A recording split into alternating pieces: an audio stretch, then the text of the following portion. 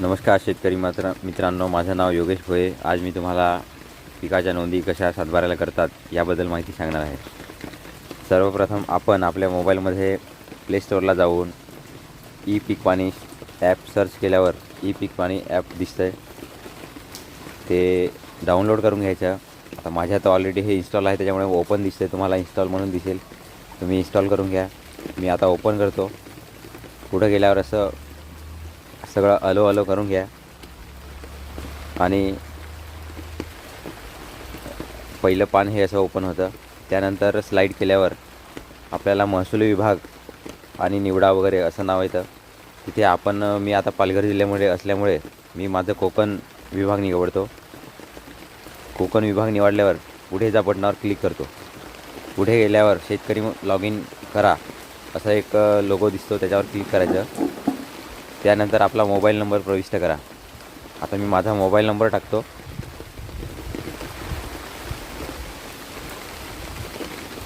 आणि संकेताक पाठवा या बटनावर क्लिक करायचं. त्यानंतर तुम्हाला लगेचच थोड्या वेळात SMS प्राप्त होतो आणि आपला संकेताक कोड येतो. मला आला, मी टाकून घेतो आणि लॉग इन करा या बटनावर क्लिक करायचं. पुढे गेल्यावर आपण नवीन शेतकरी असतो म्हणून नवीन खातेदार नोंदणी करा या बटनावर क्लिक करायचं. काही शेतकरी जुने असतात, त्यांचं ऑलरेडी नाव असतं, पण मी नवीन आहे आणि माझा जिल्हा आता पालघर आहे. मी जव्हार तालुक्यात राहतो म्हणून पालघर जिल्हा निवडतो. तालुका जव्हार, जिल्हा आपलं गाव जव्हार निवडतो. मी जव्हारचा रहिवासी आहे आणि पुढे ज्या बटनावर क्लिक करतो. त्यानंतर पुढच्या पानावर पहिले नाव, मधले नाव, आडनाव, खाते क्रमांक, गट क्रमांक असे टॅब दिसतात. तिथे आपल्याला आपल्या सातबाऱ्याचा जो नंबर क्रमांक माहिती असेल तर ते टाका किंवा नाव माहिती असेल तर नाव टाका. मी आता माझं नाव टाकतो आहे.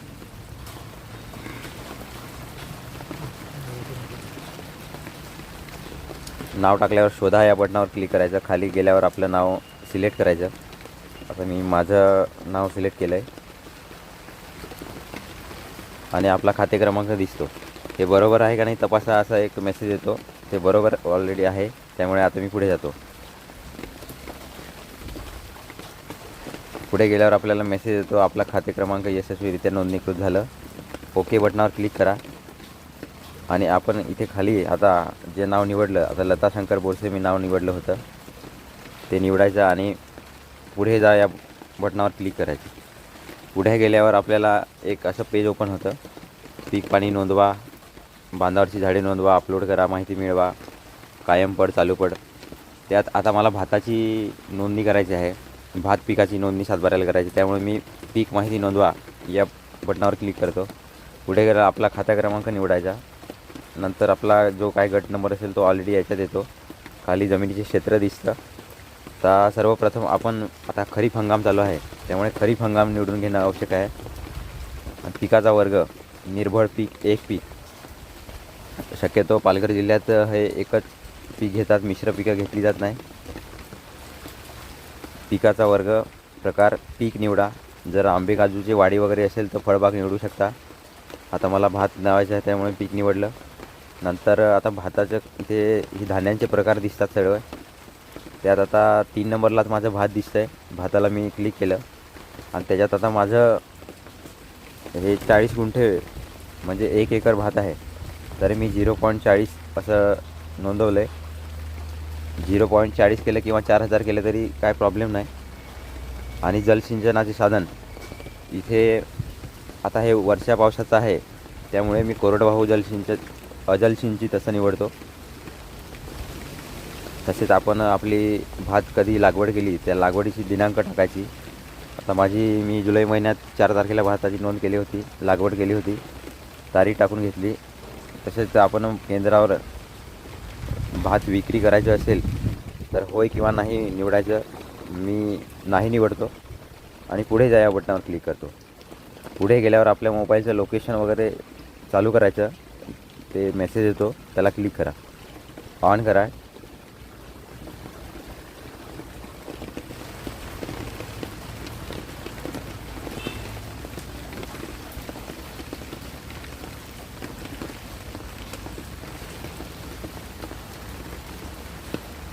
काही नेटवर्क प्रॉब्लेममुळे थोडासा वेळ होऊ शकतो.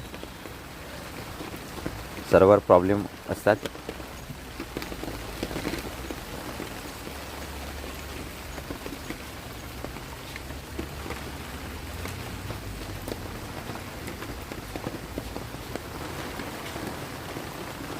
हे बघा, पुढे गेल्यावर आपल्याला असा मॅप ओपन होतो.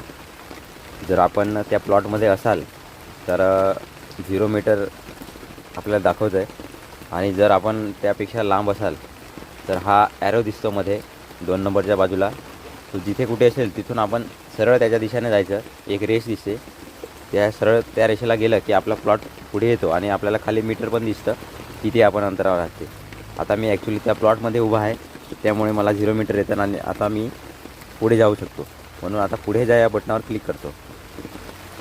पुढे गेल्यावर आणि असं पण सांगायचं आहे मला की काही शेतकऱ्यांचं शेत जे आहे हे एकदम दरीत असतं किंवा तिथे इंटरनेटची सेवा नसते.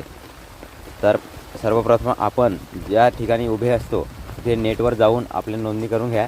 नंतर इंटरनेट नसलं तरीसुद्धा आपण हे तर नोंदणी करू शकतो. आता मी पहिला फोटो घेतो भाताचा. तर माझ्या शेजारीच भाताची लागवड आहे.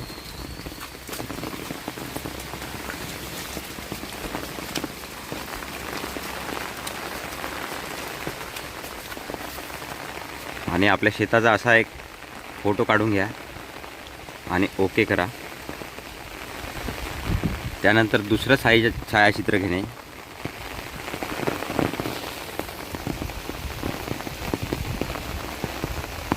आणि ओके करा. आणि बरोबरचं चिन्ह आहे त्याच्यावर क्लिक करा. आणि ही वरील माहिती आपण एकदा वाचून घ्या. सर्व बरोबर आहे असे वरील प्रमाणे पिकाची माहिती योग्य व अचूक असल्याची मी घोषित करत आहे. त्याच्यावर टिक करा आणि पुढे जा. आपली माहिती तथापि इंटरनेट नसल्यामुळे हे नेट चालू झाल्यावर आपोआप साठवली जाईल. ओके करा आणि साठवा झाली.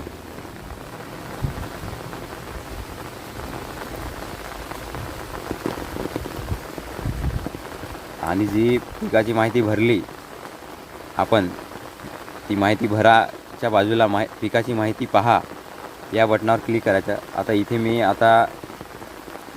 भात या पिकाची नोंद केली 40 गुंठे, आणि हे इथे मला दिसतं. आणि हे आता आपल्याला काही 48 तासानंतर आपल्या सातबाऱ्याला आपोआप नोंद होऊन जाईल. तरी धन्यवाद. अशा प्रकारे आपण नोंद करू शकता. तसेच नेट बंद होतं, त्यामुळे आता मी तुम्हाला माहिती कशी अपलोड करायची ते दाखवतो. खाली गेल्यावर अपलोडचा एक लोगो दिसतो, त्याच्यावर क्लिक करा.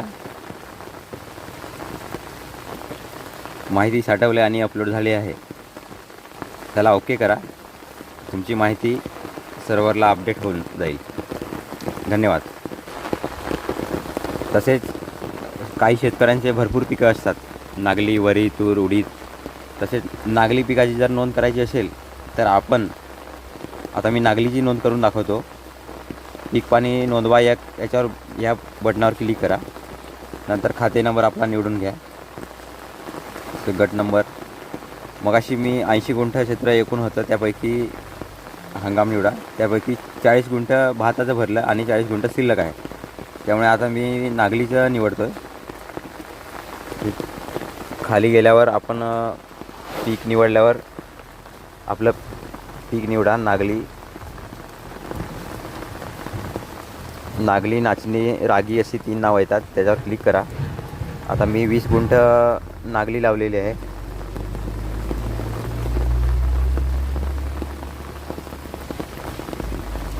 तारीख निवडून घ्या, कधी लागवड केली. 11 तारखेला जुलै महिन्यात. हे पण सेम प्रोसेस आहे. केंद्रावर विकायचं असेल तर होय नाही करा. मी नाही करतो आणि पुढे जा. त्यानंतर असा आपल्याला मॅप ओपन होतो. आता मी त्या शेतात उभा आहे, त्यामुळे माझं अक्षांश रेखांश बरोबर आहे. तरी आता मी पुढे जा बटनावर क्लिक करतो आणि छायाचित्र घेणे. आता मी नागलीचा प्लॉट थोडा बाजूला आहे, तिथे जाऊन फोटो घेतो. मी नागलीच्या प्लॉटवर आलो आहे. आता छायाचित्र घेणे या बटनावर क्लिक करा.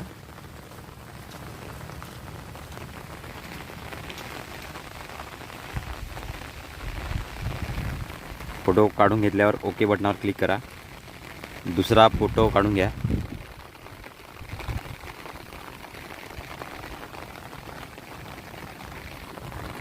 आणि ओके करा. आणि बरोबरच्या चिन्हाला क्लिक करा. आणि वरील माहिती बरोबर आहे असं संमती द्या. नंतर पुढे ज्या बटनावर क्लिक करा.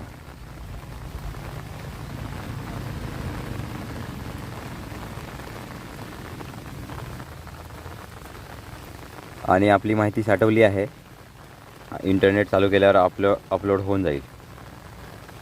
ओके करतो.